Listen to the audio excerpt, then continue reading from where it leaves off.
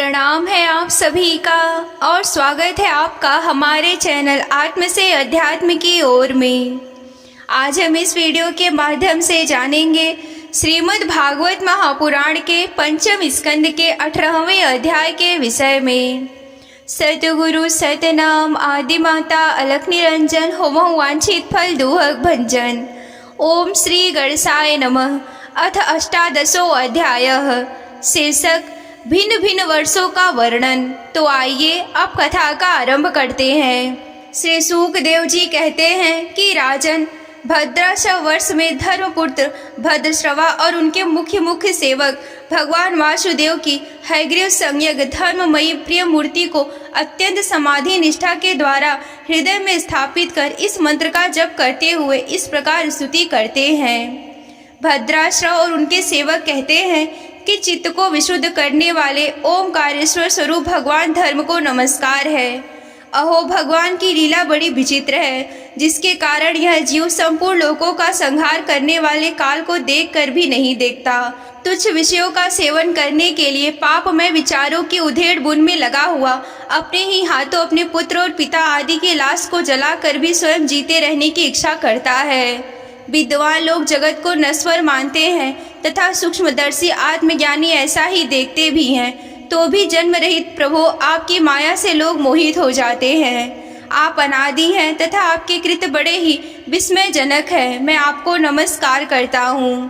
परमात्मे, आप अकर्ता और माया के आवरणों से रहित हैं, तो भी जगत की उत्पत्ति, स्थिति और प्रलय ये आपके ही कर्म माने गए हैं। सो ठीक है, इससे ही कोई आश्चर्य की बड़ी बात नहीं है, क्योंकि सर्व आत्मा स्वरूप आप ही संपूर्ण कार्यों के कारण हैं और अपने ही शुद्ध स्वरूप में इस कार्य कारण के भाव से सर्वथा अतीत हैं। आपका विग्रह मनुष्य और घोड़े का संयुक्त रूप है।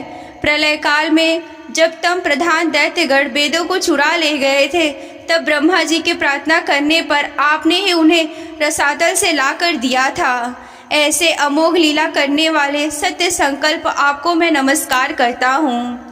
हरिवर्ष खंड में भगवान नरसिंह के रूप में रहते हैं। उन्होंने यह रूप जिस कारण से धारण किया था उसका आगे वर्णन किया जाएगा।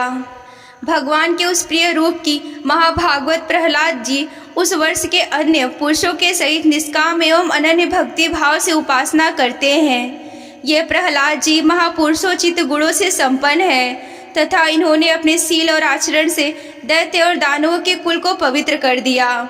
वे इस मंत्र का जब पाठ करते हैं।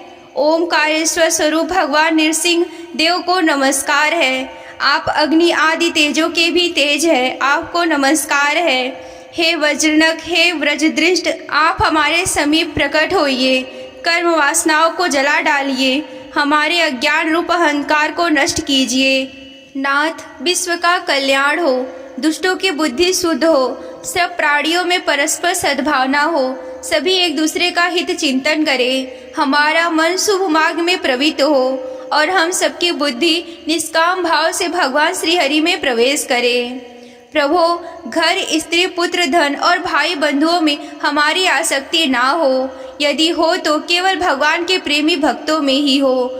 जो संयमी पुरुष केवल शरीर निर्वाह के योग्य अन्न आदि से संतुष्ट रहता है, उसे जितना ही शीघ्र सिद्धि प्राप्त होती है, वैसे ही इंद्रिय लोलुप पुरुष को नहीं होती।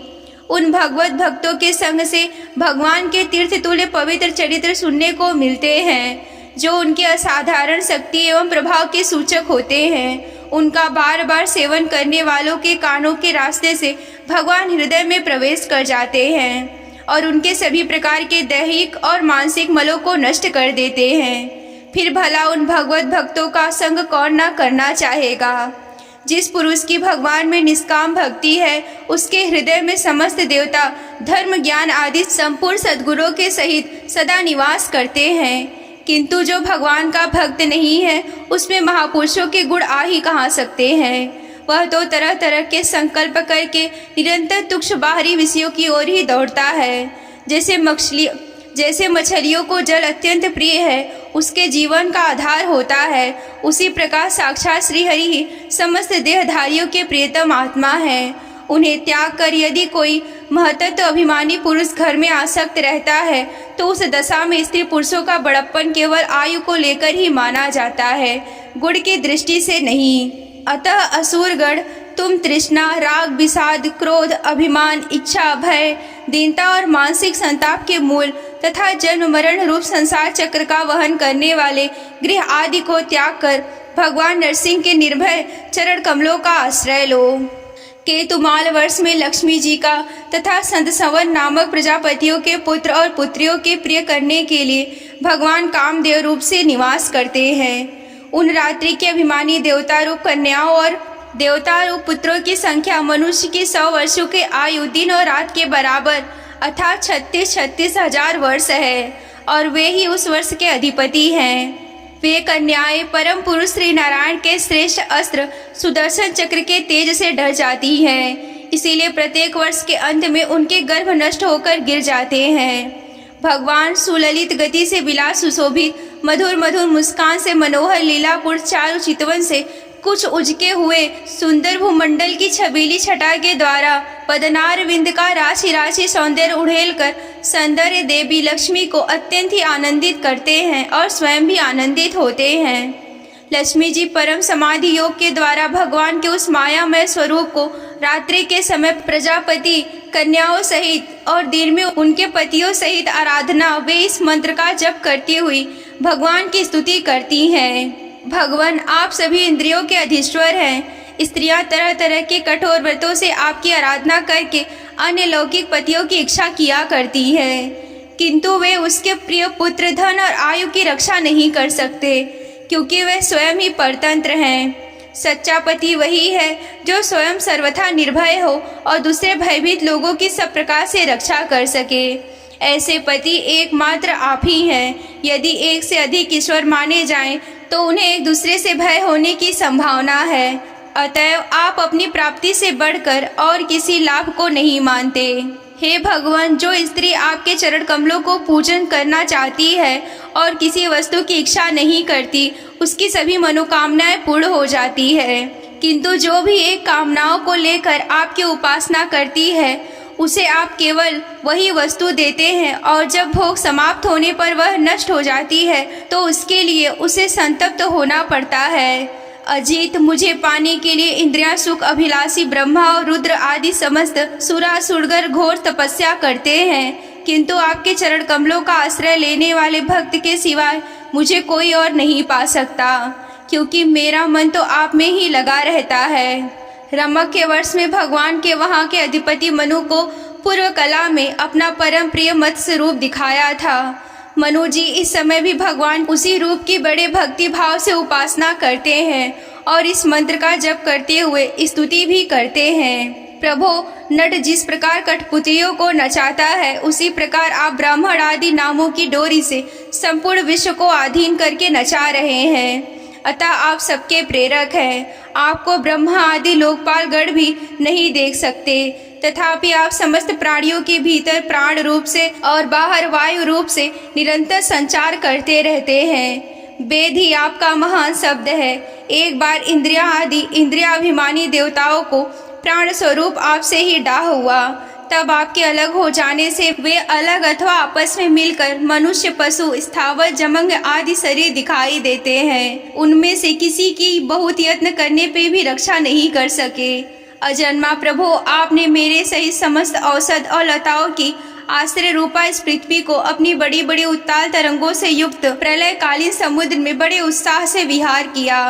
आप संसार के समस्त प्राण समुदाय के नियंता हैं। आपको मेरा नमस्कार है। हिरण्मय वर्ष में भगवान कश्यप रूप धारण करके रहते हैं। वहाँ के निवासियों के सहित पृथ्वीराज अयरमा भगवान की उस प्रियतम भूमि की उपासना करते हैं और इस मंत्र को निरंतर जपते हुए स्तुति करते हैं, जो संपूर्ण सतत गुण से युक्त है। जल में विचरते रहने के कारण जिनके स्थान का कोई निश्चय नहीं है तथा जो काल की मर्यादा के बाहर है, उन ओमकारेश्वर स्वरूप सर्वव्यापक सर्वाधार भगवान कश्यप को बार बार नमस्कार है। उत्तर कुरुवर्ष में भगवान यज्ञ पुरुष बराह मूर्ति धारण करके विराजमान है। वहाँ के निवासियों के सहित साक्षात पृथ्वी देवी उनकी अविचल भक्ति भाव से उपासना करती हैं। और इस परमोत्कृष्ट मंत्र का जप करती हुई स्तुति करती हैं, जिनका तत्व मंत्रों से जाना जाता है, जो यज्ञ और क्रतु रूप है तथा बड़े बड़े यज्ञ जिनके अंग हैं,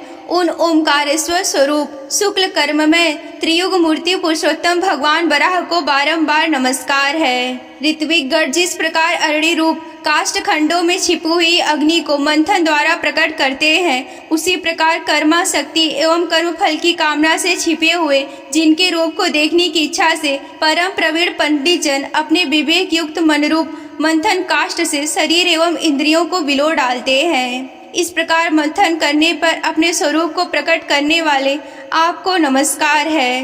विचार तथा यम नियम आदि के साधन से जिनकी बुद्धि निश्चय आत्मिकता हो गई है, वे महापुरुष द्रव्य क्रिया हेतु अयन इस काल और कर्ता आदि माया के कार्यों को देखकर जिनके वास्तविक स्वरूप का निश्चय करते हैं, ऐसे मायिक आकृतियों से रहित आपको बारंबार नमस्कार है।